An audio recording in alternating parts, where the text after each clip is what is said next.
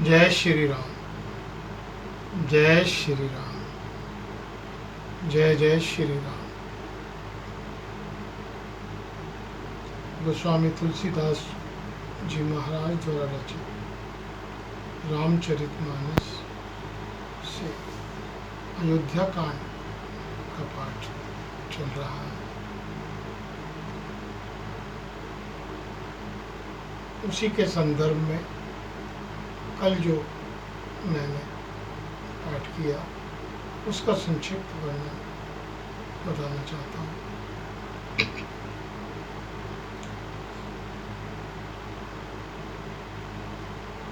सीता जी की माता अनुसुईया जी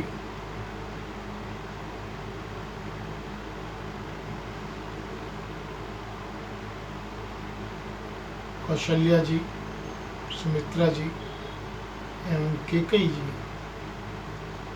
के स्थान पर आई और वहाँ उन्होंने आपस में बहुत चर्चा की।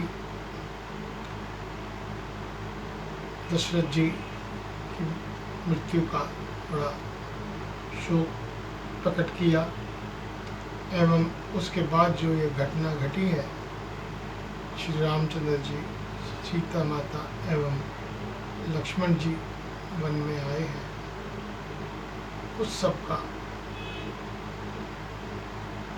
जिक्र करके सब वापस अपने अपने बेड़े में जहाँ वो ठहरे हुए थे वहाँ जाने की तैयारी श्री राम के गुरु वशिष्ठ जी की आज्ञा पाकर सब डेरे की ओर चल दिए। राजा जनक भी सीता जी को देखकर हृदय से लगाकर अपने अपने डेरे में चले। अब उसके बाद की कथा आपके सामने पेश करता हूँ। उर उम गऊ अम्बुधि अनुरागु भयउ भूप मनु मनहु प्रयाग सिय सनेहु बटु बाड़त जोहा तापर राम प्रेम से सुसोहा। उनके हृदय में प्रेम का समुद्र उमड़ पड़ा।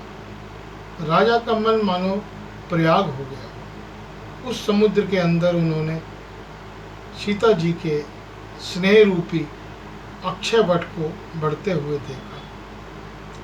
उस पर श्री राम जी का प्रेम रूपी बालक सुशोभित हो रहा है। जनक जी का ज्ञान रूपी चिरंजीवी मुनि व्याकुल होकर डूबते डूबते मानो उस श्री राम प्रेम रूपी बालक का सहारा पाकर बच गए। वस्तुतः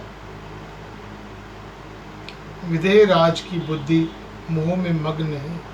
यह तो सीता राम जी के प्रेम की महिमा है, जिससे उन जैसे महान ज्ञानी के ज्ञान को भी विकल करती है। पिता माता के प्रेम के सारे मारे सीता जी ऐसे विकल हो गईं, अपने को संभाल न सके। परंतु परम धैर्यवती पृथ्वी की कन्या सीता जी ने समय और सुंदर धर्म का विचार कर धैर्य धारण किया। सीता जी को तपस्विनी वेश में देखकर जनक जी को विशेष प्रेम और संतोष हुआ। उन्होंने कहा, बेटी, तूने दोनों कुल पवित्र कर दिए। तेरे निर्मल यश से सारा जगत उज्जवल हो रहा है, ऐसा सब कोई कहते हैं।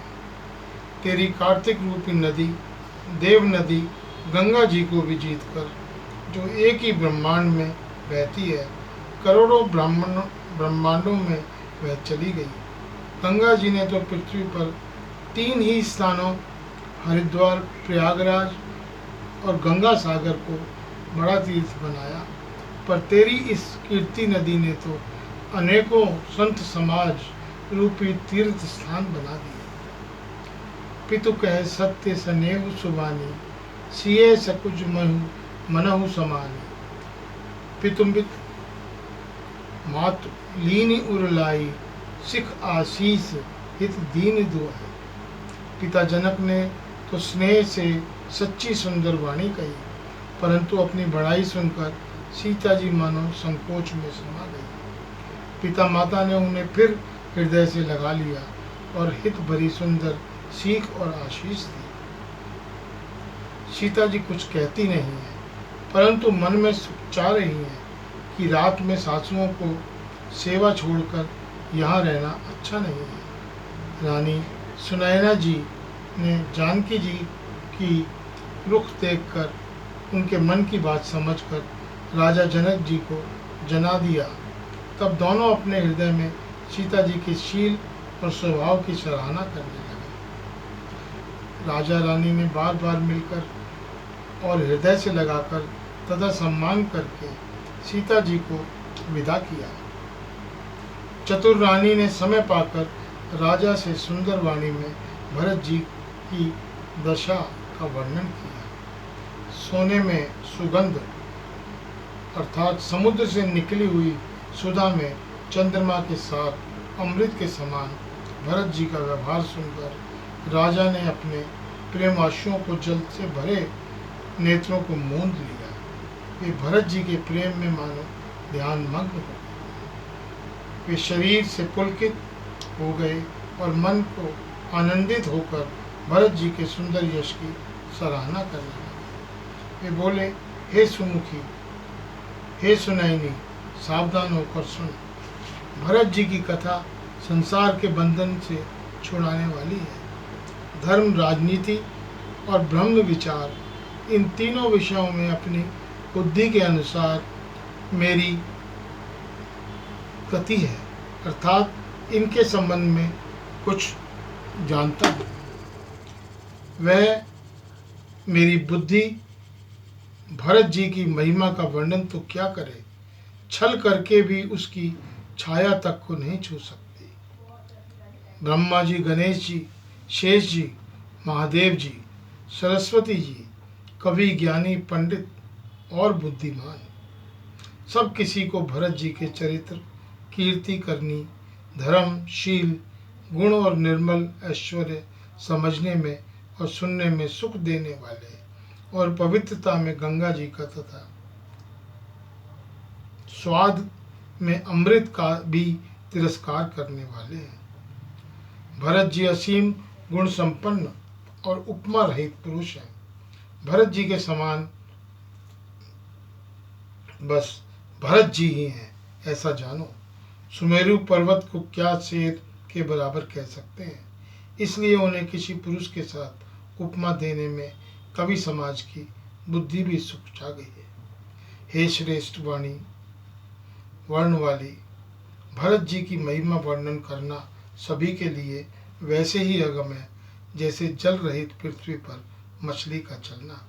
हे रानी सुनो, भरत जी की अपरिमित महिमा को एक श्री रामचंद्र ही जानते हैं, किंतु वे भी उसका वर्णन नहीं कर सकते। इस प्रकार प्रेम पूर्वक भरत जी के प्रभाव का वर्णन फिर पत्नी के मन की रुचि जानकर राजा ने कहा, लक्ष्मण जी लौट जाएं और भरत जी वन को जाएं, इसमें सभी का भला है और यही सबके मन में है।